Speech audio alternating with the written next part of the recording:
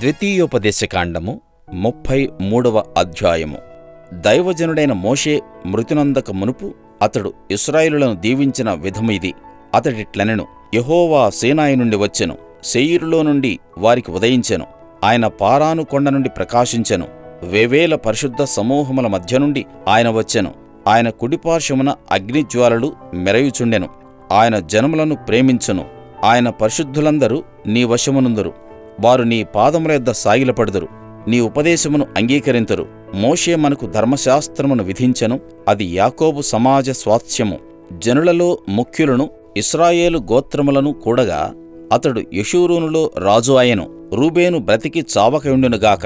అతని వారు లెక్కింపలేనంత మంది అగుదురు.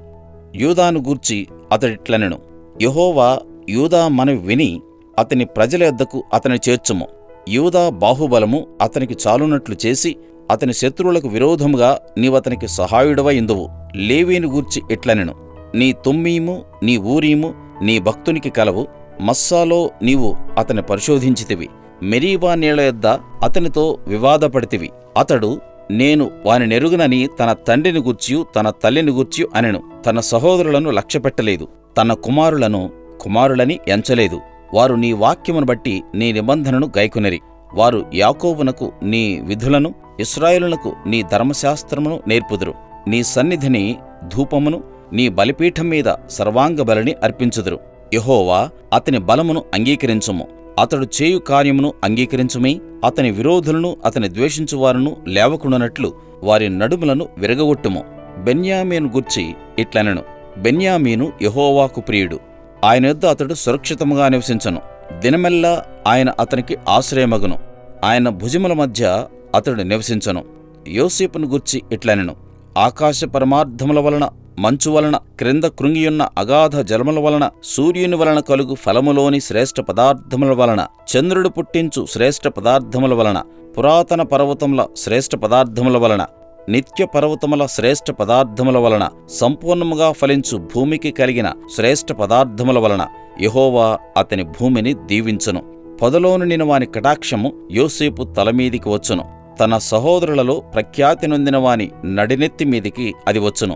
అతని వృషభమునకు మొదట పుట్టినదానికి ఘనత కలదు. అతని కొమ్ములు గురుపోతు కొమ్ములు. వాటి వలన అతడు భూమ్యంతముల వరకు జనులను త్రోసివేయును. ఎఫ్రాయిం యొక్క 10,000 మంది, మనష్షే యొక్క 1,000 మంది అలాగునుందరు.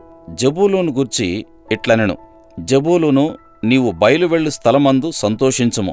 ఇశ్శాఖారు, నీ గుడారములందు సంతోషించుము. వారు జనములను కొండకు పిలిచిరి.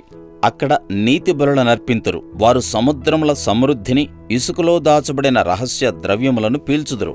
గాదును గూర్చి ఇట్లనెను: గాదును విశాలపరచువాడు స్తుతింపబడును. అతడు ఆడు సింహం వలె పొంచియుండును. బాహువును, నడినెత్తిని చీల్చివేయును.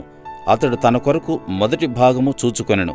అక్కడ నాయకుని భాగము కాపాడబడెను. అతడు జనములోని ముఖ్యులతో కూడా వచ్చెను. యెహోవా తీర్చిన న్యాయమును జరిపెను. ఇశ్రాయేలు యొద్ద యెహోవా విధులను ఆచరించెను. దానును గూర్చి ఇట్లనెను: దాను సింహపు పిల్ల, అది బాషాను నుండి దుమ్మికి దాటును. నఫ్తాలీని గూర్చి ఇట్లనెను: కటాక్షము చేత తృప్తి పొందిన నఫ్తాలి, యెహోవా దీవెన చేత నింపబడిన నఫ్తాలి, పశ్చిమ దక్షిణ దిక్కులను స్వాధీనపరచుకొనుము.